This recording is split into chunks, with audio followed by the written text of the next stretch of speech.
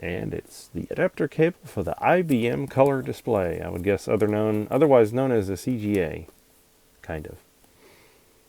Made in the USA.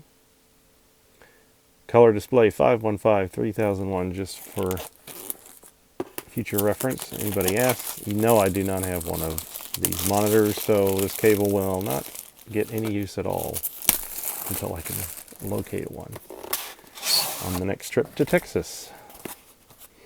If they even have any left. I didn't particularly look for one.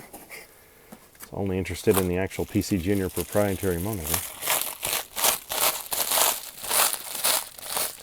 Problem is, if you use this cable, you will get no sound through it because the monitor has no sound, unlike the original factory PCjr screen. The reason for me wanting to get this is more than likely what this is going to be used with is a VGA, CGA or EGA to VGA scan converter. So that it can be connected to a capture device to show some high quality videos right here.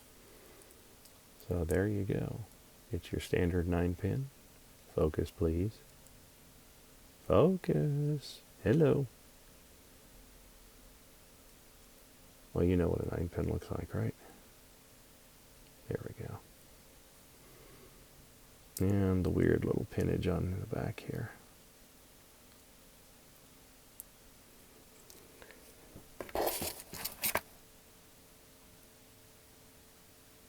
And that's it for now. We'll see you next time. Don't forget to subscribe for more PCjr stuff.